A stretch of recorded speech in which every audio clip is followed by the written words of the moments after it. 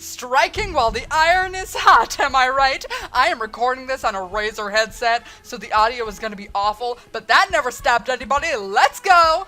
Okay, I know I'm like 8 years late to the party, but I figure if so many other people can make reviews of old shit, so can I. Just like everybody else on the internet, I feel like my opinion matters. So let's go back about 8 years. December of 2009, Avatar came out and was a booming success. It ran in theaters for what, like 34 weeks? The movie grossed about being the highest grossing film of all time, surpassing Titanic, which was made by the same guy.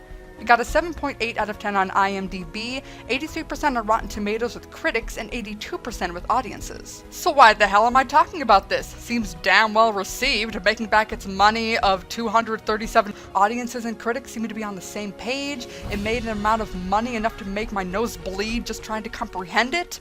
Then why for years did I feel like it was a guilty pleasure? I was in 9th grade when it came out, so I was 14. I didn't really dive deep into critical analysis of entertainment back then. Me, my entire family, and it appeared that the entire world was enthralled with the spectacle of Avatar. To my knowledge, we had just never seen such amazing CGI, and may I just mention, if this was a Cinema Wins video, I'd add about 10 points just for the fact that most of the CGI still looks photoreal. It even looks better than real! But I digress. Not too far later, people started beating on the parallels, you know, oh, this is just Pocahontas in space, and yeah, it's hard to deny that when it is a foreign power trying to destroy a land of indigenous people who parallel culture and aesthetics of Native Americans and other Aboriginal people. Does anybody else think that this is a tribute to Polynesian the breath of life? Nobody? Just me? Okay. While the film is not without its own twists and turns, the overarching plot is predictable. The life that is different from theirs, you know the good guys will win, you know the male lead will get the girl, it's got the lie-revealed story that I know the nostalgia critic despises. And, despite my ravenous love for the film, I felt ashamed to say I even liked it. It doesn't matter how insane its success was. The critics that I love to watch, and seemingly much of the people I know, disregard its merits to focus on its flaws. I no longer wanted to talk about my love for the film or even mention it. Now, what I'm taking absolutely forever to get to in this video is specifically the Director's Cut Extended Edition. All this time has passed, and my phase of absolute obsession with this film has been forgotten for years. And even though I loved the film to begin with, this extra content brings so much to the film that I can't even believe they cut some of this out. So after like 7 paragraphs of the script, I am now going to dive into the scenes cut from the theatrical release, how they affect the movie, and whether or not I believe they should have been kept in. As well as, you know, also just talking about some things in the movie that I'm passionate about because I just have a lot of opinions. My jaw dropped when I was greeted with 4 minutes of extra exposition, even though I knew there were at least a couple of deleted scenes from when they were on that obvious commentary, and also at a natural world of Pandora, even more juxtaposed and, dare I say, magical. When he breathes the Pandora air, it feels more significant after actually seeing the effects of Earth's. Next bit that was cut out just shows these other creatures. It shows more of Grace's knowledge and introduces this animal. These animals are not in the theatrical release because the biggest scene with them that I'll talk about later was cut out. While this is cool to see alien creatures, and I mean, like, you know, seeing made-up animals are my favorite things, I can understand why they cut it. It doesn't further the plot or build character in any significant way, it's just something cool. So the biggest aspect of the film that was left out was the whole story of Grace's school. The school was just mentioned a few times in the theatrical release, and in the grand scheme, that's enough. It explains how the Umatakai can accept her, and how some not know English, but the scenes about this plot point bring a whole new weight to the story. The kids were so bright, eager to learn, picked up English faster than I could teach it. It shows that the Na'vi were willing and wanting to learn. When it all began, they were accepting of these Earthling aliens. They coexisted.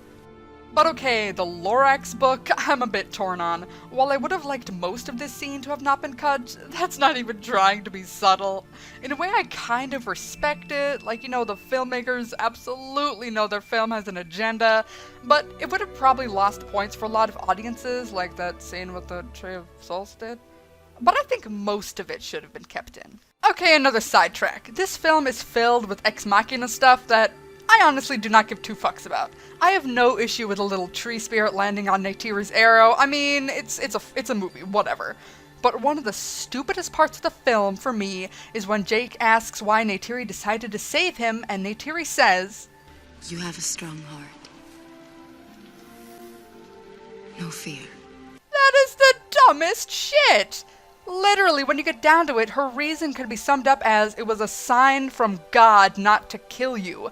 I mean, no wonder she would be watching him throughout the rest of the night. Her reasoning is religious, which is way more powerful than, "you have a strong heart." Wouldn't it have been better if Neytiri did not even say anything in response and just walked away? But nope, stupid contrived line. Anyway, on to the next scene. I can't exactly remember if this was cut or not, but whatever, I'd like to touch on it. It's the little moments like these that I love and will end up talking about throughout this whole video. Jake's reaction to the ground, all this bioluminescence, his smile, his childlike awe, it's so understated, but to me, every little bit counts towards character development. It's only a couple of seconds, they should have kept it in. Or maybe they did, I don't know. I mean, I'm already spending way more time on this than I actually have, so I'm not gonna go back and check. So, we don't really know what the Na'vi think of Jake. I mean, they're obviously intrigued, but you know, they're also afraid, for good reason. Their reactions seem to parallel the chief and whatever comments he makes. They all become silent when Jake arrives for dinner. He's the outsider, the one Chief has said to be wary of. They are suspicious, and they should be. Sky people have been destroying their world and, you know, killing them. It's pretty self-explanatory. But then, what was cut? A cute little Na'vi child is curious. She just wants to reach out and touch him. It's fucking adorable. Then she's pulled back by presumably her father, and what does Jake do? He chuckles.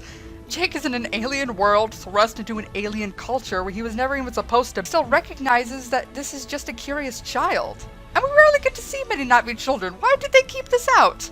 So the scene continues. While it is not essential to know what to love this small scene, Jake has genuine interest in Neytiri. He tries to pronounce her name correctly, and sure, it takes a few times. Neytiri. But the only other scene we see where he's trying to learn the language is during a montage, and he doesn't even seem to take pronouncing the words correctly all that seriously. I mean, it's understandable as he proclaims, "The language is a pain." But the scene still shows his willingness to learn and accept these new people, and Neytiri's expression shows no frustration as she has to repronounce her name to him. The relationship at this point is neutral, but this pleasant encounter is a good foundation. A lot of this movie could do without his narration. Now, this one is small, but again, it's the simple things that I love the most. He's using his new ears, his nose, the alien aspects of this new body that were previously unfathomable. One of the things that I've never heard anyone really talk about is the fact that, well, Jake fucking became another species. He's the same person, yeah, but by the end he's no longer human. Seeing his transformation is fascinating and satisfying as an audience member rooting for him. It's like a couple of seconds, it should have been left in. Now this is just a cute little scene. We already know Jake's curiosity and how he likes to touch foreign things. That suddenly seeing Neytiri jump into the fun is a nice little slice of character development. The two continue to interact off each other, laughing and honing that connection between them. I do really love this scene, but in regards to if they should have kept it, I understand removing it for the sake of time. There's still plenty of other scenes where they build their relationship. Even when the Na'vi learn of Jake's betrayal, they may bind both him and Grace, but once she is freed and they are walking away from the wreckage, Grace is ejected from her avatar and the Na'vi carry her with them. It is much easier to believe that they would go through the trouble for her, knowing the relationship Grace had with the Na'vi. Also, it explains why they would be so concerned that she was dying.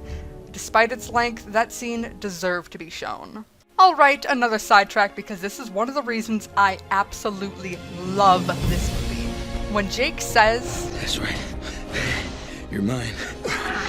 to the Ekran, which, by the way, it's a fucking dragon and I will call it that for the rest of this review, is really a moment that I think solidifies Jake's place in the world. Through all he's learned, Sahelu, the language, how to hunt, how to use his enhanced senses, and that awesome animalistic hiss, the moment he gets his own goddamn dragon, a dragon which, by the way, would never fly with another hunter besides him after this, is the moment I truly believe he turns. Watching the phenomena of this movie, it really makes you want to experience it yourself and live there. If I got to have my own fucking dragon, I wouldn't go back to my previous life. Your mind is a realization. That's where he belongs. Okay, enough of that tangent before I have a fucking heart attack. Let's move on. Oh boy, here we go. The scene is amazing. Remember those animals introduced in that earlier deleted scene? Now we get an intense hunt on Dragonback. It's filled with adrenaline, action, and it's amazing seeing Jake be a badass. I love this scene, but when it comes down to should they have included it, well, obviously a lot of these scenes, if not all, were taken out for the sake of time. This is a very long scene. Continuing the movie past it, we can fill in the blanks that he started hunting and don't really need it to keep the story moving forward. It would have been fantastic to see it in theaters, but keeping it out to make them film shorter is totally understandable. You should still watch it though. Oh, also, Neytiri shouting "Hell yeah!" sounds pretty stupid, but the way I'd like to see it, Neytiri has been exclaiming and cheering in her own language, while Jake has to learn that. I highly doubt Neytiri learned "hell yeah" in Grace's school, it's human jargon. Neytiri just hears a cheer of victory from Jake and joins in using his own language. Just as Jake learns from her, Neytiri is starting to accept to learn from him. So there you go, there's my excuse for why that line sucked.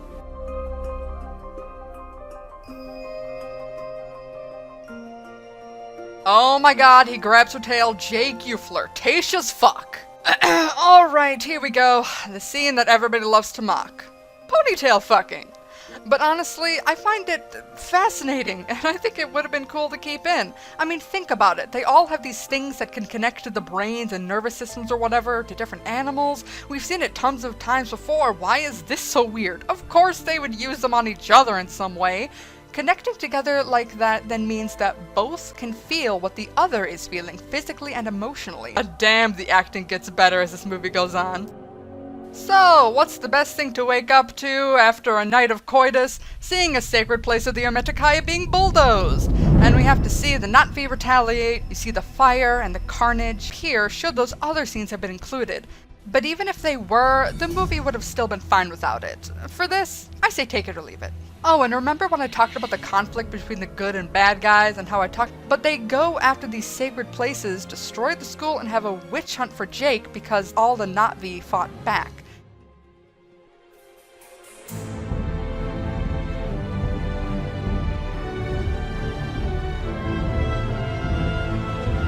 Alright, I'm better now. So before I get back into the deleted scenes, I have a few more things to say. First off, I love that the avatars have 5 fingers when the Na'vi have 4. Details, man. And then, this climax. I do believe climax is the best word because it's like a mind orgasm. I get pumped every time I see it to the point of tears in my eyes. The music and the action is just too engrossing and epic. I could talk at length about it for hours, but I'll just sum it up by saying, you cannot for 1 second tell me that seeing a giant dragon fling a military aircraft into a mountain isn't fucking awesome.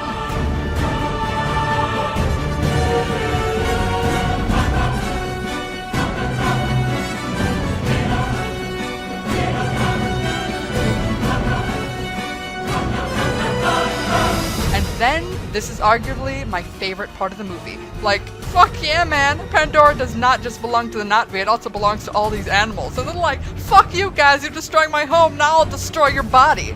God damn, I am tearing up just watching this movie again to write this script. That is some Jurassic Park shit right there.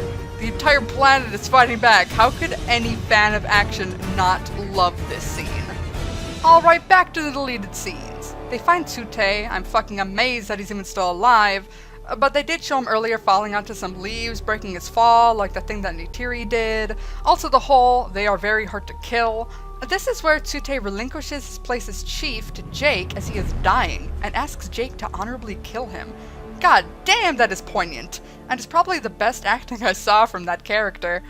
This is another part where I think taking it out of the film was fine, because we just kind of assume after being shot multiple times and falling out of an aircraft he's dead and gone, but it is a nice extra bit to see. So, that's it. I have a lot of opinions, and here's the product of that. In closing, I'd like to retouch on some previous points and some big criticisms that other people have made of the movie. This is just Pocahontas in space, and I'm like, okay, calm the hell down. Did John Smith and Disney's Pocahontas completely convert to a new culture, religion, and a way of life, then use his voice and passion to assemble an army of 50 different clans to drive out? Is not even human anymore. He's not just some white guy. he's technically blue. He was a human who has completely transformed into the Navi species. When he says, This is our land! it's true, he is one of them. When he hisses at Colonel Quaritch, I always get chills. Also, did you know that? And may I just say, Neytiri looking at Jake's human body with the same love and compassion is... I'm just a sucker for that kind of stuff. Also, had she even ever seen his human body before? Like, I know she knows about that technology and sort of how it works, but had she even seen him? You kind of have to wonder what was going through her head. Predictable outcomes and one-dimensional villains, this movie is in my top 5 easily. It evokes emotion from me every single time. I am never desensitized to the empathy I feel for these characters. It's pure eye candy that still remains just as impressive today as it was years ago. The score is so underappreciated too that choir makes everything more epic. I have to say, if someone doesn't like this film, maybe they should give the director's cut a try.